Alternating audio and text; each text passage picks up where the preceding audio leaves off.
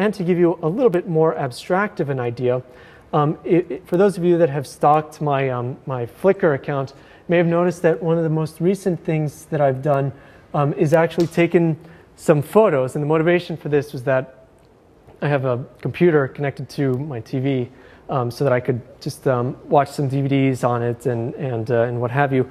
And I was getting really bored with some of the wallpapers that existed there on it by default. And so I thought that I would try to combine not only both I wanted to combine the idea that it was a computer with the fact that it was on a TV. So I used the character from The Simpsons and actually added him to a variety of photos that existed in not only on default, by default with Mac OS, but also some photos that I have of my own. So this was that one photo that we saw, and you can see that Ralph is standing tall and he's a little bit sooty. And actually using these same concepts, was I able to accomplish the same sort of thing. So again, I'm using this as just an example of how you can use adjustment layers to be able to modify this. And it looks like this was, okay, so I didn't use many adjustment layers here, but I'll still show it to you so you can see what it looks like. You can actually use layering to try to add in additional elements or remove elements from photos and try to make it look as natural as possible, as if it actually belonged to that original image. And using masking, so let's see, Ralph mask. So I found a photo of Ralph somewhere. I think it was on the Ralph Wiggum for President website or something like that. And I just took this photo and just ended up masking it. So you can use the same sort of concept to select particular regions within a photo and then use that to select, to actually form a select box. So typically you would use like this rectangular marquee tool over here and select something that's rectangular. But if you wanted to cut something out that has more shape to it, such as Ralph here, then what you can use is what's called quick mask mode. If you click on this icon that's just below the color selector, this is called the quick mask mode. You see that if I hover, it says edit in quick mask mode. If I click on that, what I can do is use like a brush, for example, and be able to select certain regions of Ralph. And so you can do this actually pretty quickly using brushes and then using progressively smaller brushes to highlight all of him. And then when you exit this quick mask mode, you'll notice that now it has selected particular regions of that image that I've selected. So it's the same masking concept, but now it's applying it in terms of a selection. So then you can copy this out and paste it into something that has just a plain white background, as was the case here.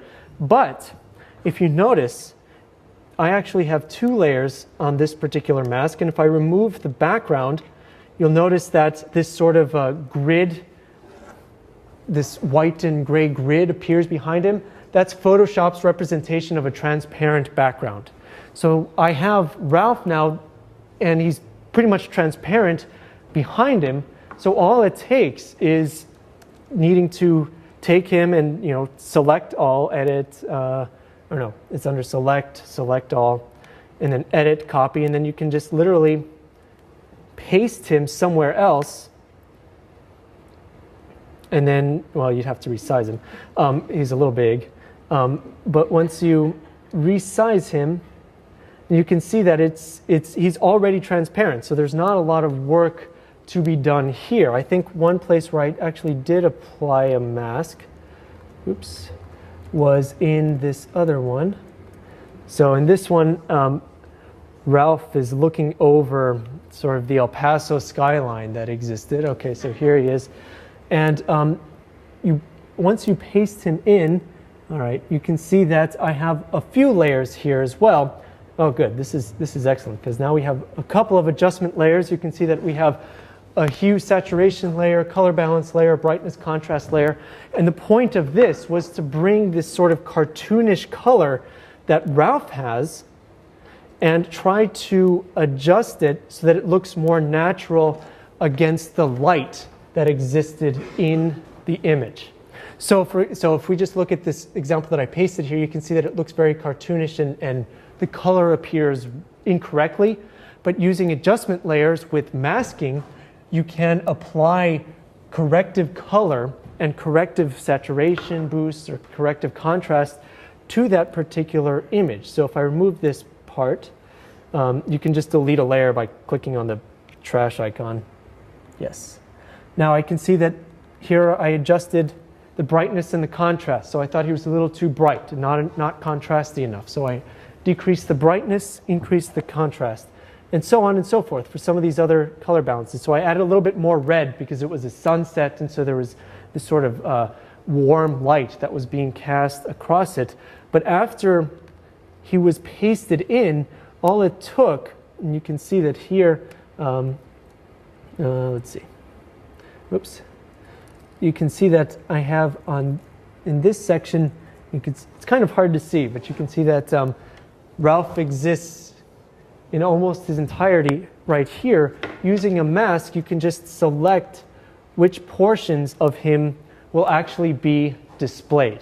So in order to make him appear as though he were hiding behind the mountain, or that he was standing behind the mountain, you just apply a layer mask. So once you paste him in, you apply a layer mask to him. And so I should show this to you because I've only showed you adjustment layers. So under the layer section, you can add a layer mask.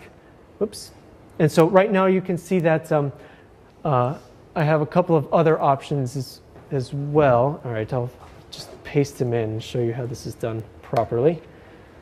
So I can do a layer mask, and I'll do a reveal all. And what that means is that the layer mask by default is going to show everything on this layer. If I did a hide all, then it will hide Ralph completely from this particular layer. And now you see that to this layer I have added an all white mask. And so I can use a black brush again to just erase him, so to speak, from particular portions of this image. And it's not, and again, it's not actually erasing him, it's actually just removing or using a mask to hide specific portions of him. And then you can zoom in and do a better job along the mountain tops. But this is the general idea for a particular mask. And then using this same thing, you can basically just copy Ralph as he exists and apply the layer masks or apply the adjustment layers so that the adjustments only apply to him, as you can see in these particular cases. And so using all of this, all of these techniques, you can create an image that is as crazy and as goofy as Ralph with some of these photos. And in fact, if you're interested, I'll just do a short plug for my Flickr page where I have almost all of these, or I think I do have all of them up available, so you can see Ralph here in black and white. Oh, the one I'm really proud of. There's one that's I think is pretty neat. Where is he? Oh, the pier. No, is that the pier? Well, the pier's cool because I put a little drop shadow.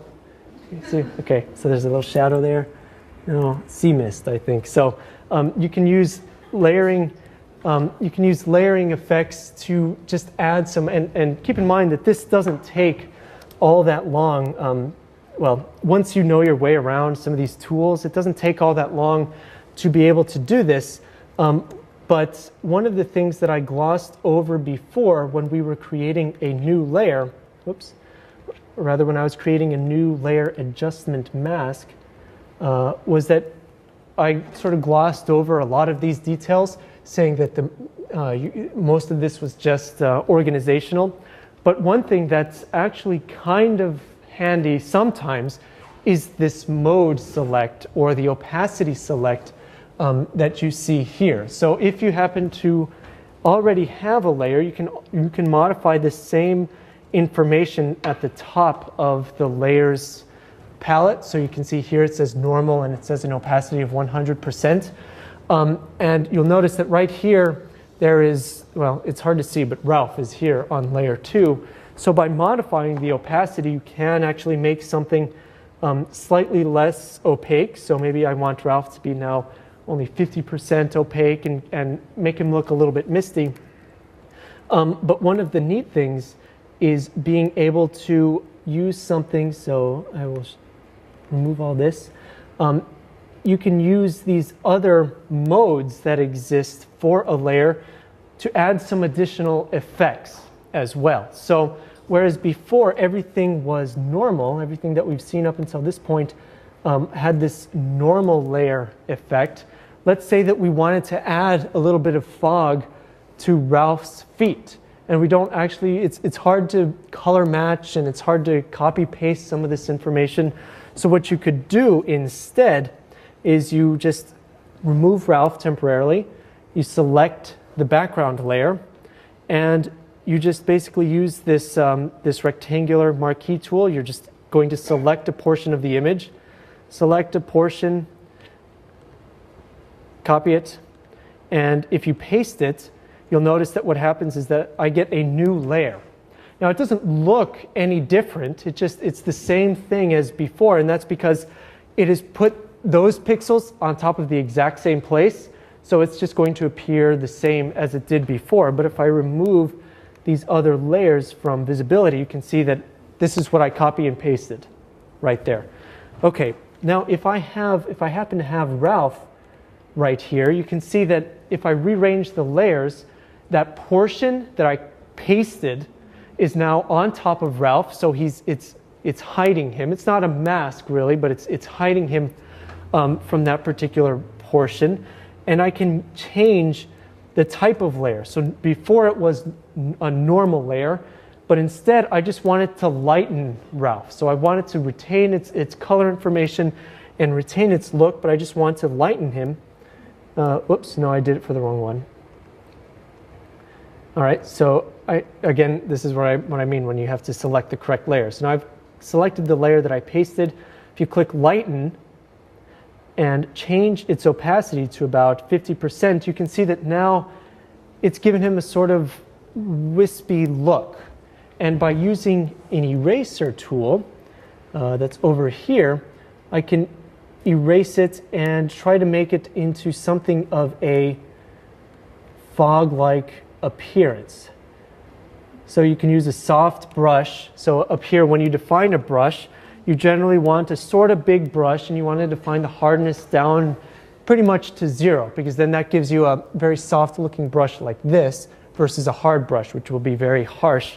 And then it allows you to blend a lot of this information. And so as you can see, it was just a 5-minute thing to add Ralph and add this layer effect, though I did before a little bit harsher of a fog so that it was more apparent when modifying it. And you can see that the opacity was a little bit higher. It was a lightened thing, but still an opacity of 85%. And in fact, using these same tools, you can do all sorts of fun little things. And I think the last one that I'll show you, is it this one? All right, maybe I'll show you 2 more, because these are both, I think, pretty neat. Let's say that you want to add out of focus effects as well. So yes, Photoshop has tons of filters that I argue are not very useful most of the time, but sometimes they do become kind of useful. So here, once you pasted in Ralph and you use a mask to hide him behind blades of glass like this, and you really can do this somewhat easily. Oops. So you can see that here I've just used a mask to paint over those blades of glass so that he hides behind it. Then what you can do is use a filter, and a blur filter, more specifically like the Gaussian blur or the lens blur, to add a little bit of a blur to him and make him look like he's just out of the range of the depth of focus. So adding a slight blur, and you can see it's just compounding to the blur here, but it's the same sort of idea.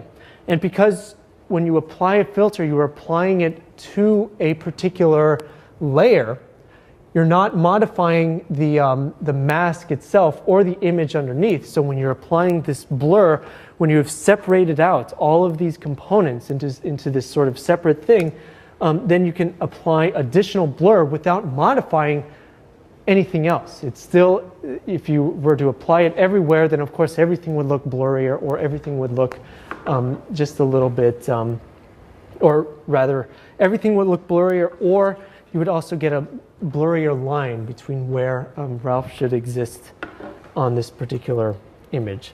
And so, as a finale, I think I'll show you this one, where he is actually inside of a dewdrop. Oops.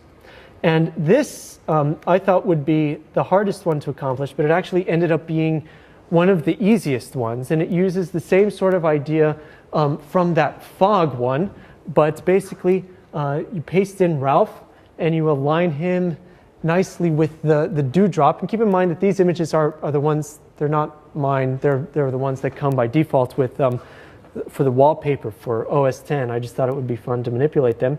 Then you use that same sort of idea before, where you take and you select that particular dewdrop, you copy it.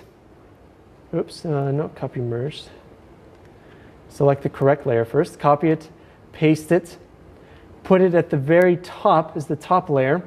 Now if I show Ralph, I can see that he's here. And now if I select, or if I show that layer that I just pasted, you can see that it hides him completely.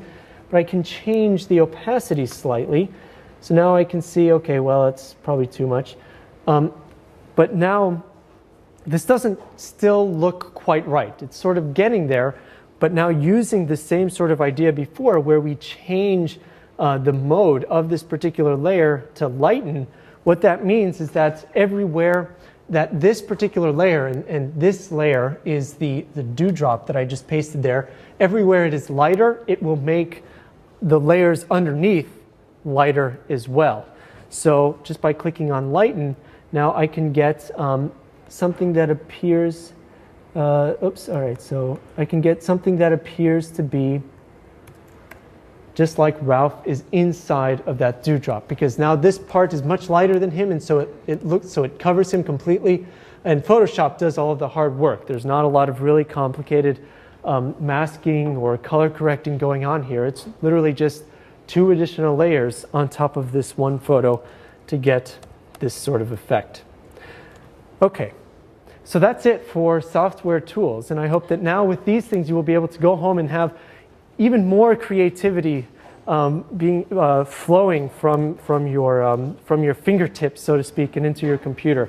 Next week, I actually won't be here, but John will be leading the assignment slideshow, which is actually a really interesting way of viewing each other's images as we get to talk about them. Unfortunately, it will not be taped, so if you are planning on not being here, you will miss it. So do be here, please. It will be very interesting, I promise. And then the latter half is actually a movie night, which is a very interesting documentary on National Geographic photographers, where if you are serious about photography at all, I know you've thought about it, that you want to get your photos published, and it's a really interesting look sort of behind the scenes of that. And with that, thank you very much, and I will see you in a couple of weeks.